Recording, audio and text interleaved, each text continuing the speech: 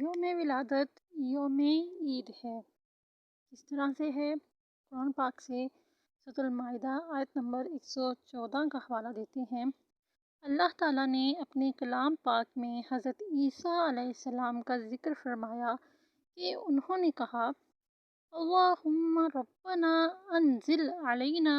مائدۃ من السماء تکون لنا عیدا لاولنا وآخرنا۔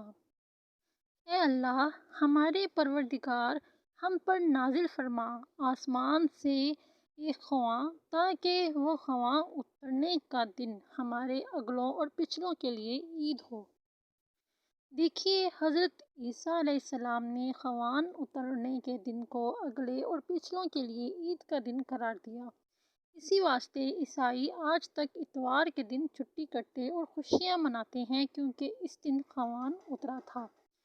غور فرمائیے ذرا، جس دن خواندان اترے وہ دن حضرت عیسیٰ علیہ السلام اور ان کے اگلے پچھلوں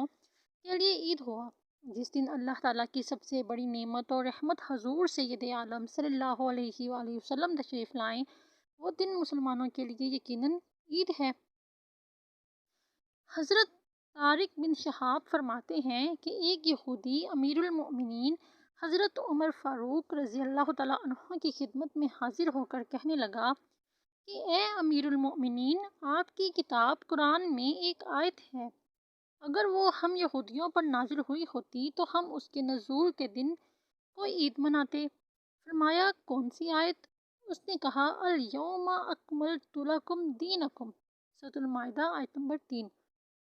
فرمایا، میں اس دن اور اس مقام کو جس میں یہ نازل ہوئی تھی جانتا ہوں، وہ مقام عرفات اور وہ دن جمعہ تھا۔ اس سے مراد آپ کی یہ تھی کہ ہمارے لیے وہ دن بھی عید ہے۔ یہ حدیث بخاری شریف اور مسلم شریف میں بھی موجود ہے۔ حضرت ابن عباس رضی اللہ تعالیٰ عنہ سے بھی ایک یہودی نے ایسا ہی کہا۔ آپ نے فرمایا، جس روز یہ نازل ہوئی تھی اس دن ہماری دو عیدیں تھیں، جمعہ و عرفہ۔ یہ آیت ترمذی شریف میں موجود ہے۔ ان دونوں حدیثوں میں غور کرنے سے معلوم ہوتا ہے کہ یہودی کا مقصد یہ تھا کہ یہ آیت ایسی عظیم الشان ہے کہ اگر ہم پر نازل ہوتی تو ہم اس کے نزول کے دن کو یوم عید قرار دیتے، اور اس کے جواب میں دونوں جلیل القدر صحابی یہ نہیں فرماتے کہ ہم مسلمان جس دن کوئی خوشی کا واقعہ ہو یا جس دن اللہ کی طرف سے کوئی نعمت اترے اس دن کو عید کہنا یا منانا بدعت جانتے ہیں، بلکہ فرماتے ہیں ہمارے یہاں اس دن دو عیدیں تھیں۔ معلوم ہوا کہ کسی نعمت عظمیٰ کے حصول کے دن کو عید کا دن کہنا یا منانا کتاب اور سنت سے ثابت ہے، لہٰذا حضور سید عالم رحمت للعالمین صلی اللہ علیہ وآلہ وسلم کی تشریف آوری کا دن بلا شبہ یوم عید ہے۔ قرآن کریم، احادیث مبارکہ، ائمہ اعظام اور علماء کرام کے ارشادات سے میلاد شریف کا جائز اور بہت ہی رحمتوں اور برکتوں کا باعث ہونا ثابت ہوا۔ محفل میلاد میں ذکر ولادت کے وقت کھڑے ہو کر حضور اقدس صلی اللہ علیہ وآلہ وسلم کی بارگاہ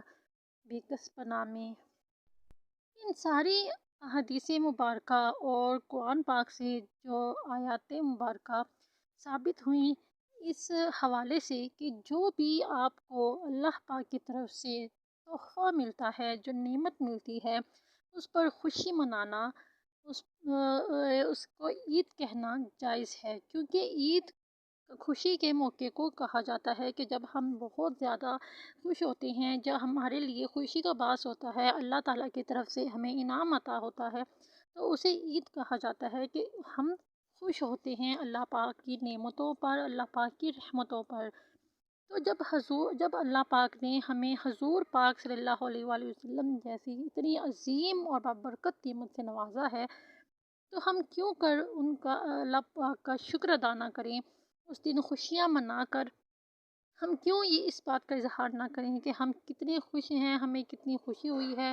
ہم حضور پاک صلی اللہ علیہ وآلہ وسلم جو ہمارے لیے رحمت بن کر آئے، ہم پوری دنیا کے لیے رحمت للعالمین بن کر آئے، ہمارے لیے باعث نجات بن کر آئے، تو ہم کیوں نہ ان کے لیے خوشیاں منائیں اور ان پر درود و سلام کے نذرانے پیش کریں۔ جو لوگ یہ کہتے ہیں کہ وہ جو عیدیں منانا ہے، یہ خوشی منانا ہے، 12 ربیع الاول کے دن خوشی منانا، محفل میلاد کروانا جائز نہیں، تو ان سے ذرا یہ سوال کریں کہ اگر ایسا ہوتا تو قرآن پاک میں جن آیات میں اس کا ذکر کیا گیا ہے، حوالہ دیا گیا ہے، دوسرے انبیاء کرام کے خوشی منانے کے دنوں کے بارے میں تذکرہ کیا گیا ہے، تو کیا وہ سب غلط ہے؟ ان سب آیات مبارکہ کا اگر ترجمہ اور تفسیر کی جائے تو وہ اس بات کی طرف اشارہ ہے کہ جو ہمیں اللہ پاک کی طرف سے نعمت عطا ہوتی ہے، جو ہمارے لیے باعث فخر اور بہت عظیم نعمت ہوتی ہے، بابرکت ہوتی ہے، اس کا شکر ادا کرنا اور اس کے لیے خوشی منانا یہ جائز ہے۔ اگر وہ لوگ ہمارے اس عقیدے کا انکار کرتے ہیں تو وہ ان آیات کا بھی انکار کرتے ہیں، کیونکہ ان آیات میں صاف کہہ دیا گیا ہے کہ جس دن اللہ پاک کوئی نعمت سے نوازتا ہے، کوئی خوشی عطا کرتا ہے، کوئی رحمت عطا کرتا ہے، تو اس دن خوشی منانا جائز ہے۔ جس طرح سے سورۃ المائدہ آیت نمبر 114 میں حضرت عیسیٰ علیہ السلام کا ذکر کیا گیا کہ حضرت عیسیٰ علیہ السلام نے اللہ پاک سے یہ دعا فرمائی، اور اللہ پاک نے جب ان کی بات پوری کی تو وہ آج تک جو عیسائی ہیں وہ اتوار کے دن یہ خوشی مناتے ہیں کہ انہیں اتوار کے دن خوان عطا کیا گیا۔ اللہ پاک نے حضرت عیسیٰ علیہ السلام کی دعا کو قبول کرتے ہوئے یہ خوان جو ہے وہ عطا کیا، جس کی خوشی وہ آج تک مناتے ہیں۔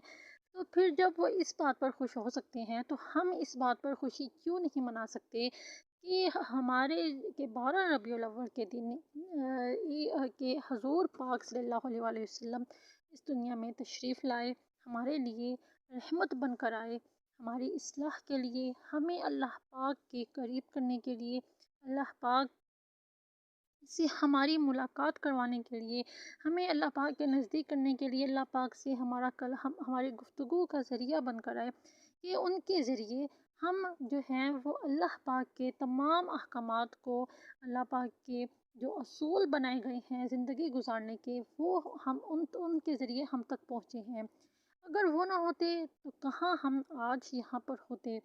اگر ان لوگوں کو حدیث مبارکہ بیان کی جائیں تو وہ 100 طرح کے ہیلے بناتے ہیں اور اس کو جھٹلانے کی کوشش کرتے ہیں، لیکن بات جب قرآن پاک کی آتی ہے تو اسے کوئی بھی جھٹلا نہیں سکتا، اور جو ان آیات کا انکاری ہے، ان کو جھٹلاتا ہے، بے شک وہ خسارے میں ہے، وہ کفر کرتا ہے، کیونکہ وہ اللہ پاک کی بات کو جھٹلا رہا ہے۔ کیونکہ قرآن پاک میں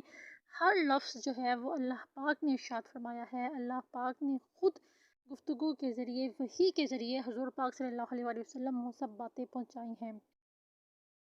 اللہ پاک ان لوگوں کو بھی ہدایت دے اور ہمیں بھی اپنے ایمان پر قائم رہنے کی ہدایت نصیب فرمائے۔ آمین بجاہ نبی الامین و صلی اللہ تعالیٰ علیہ وآلہ وسلم۔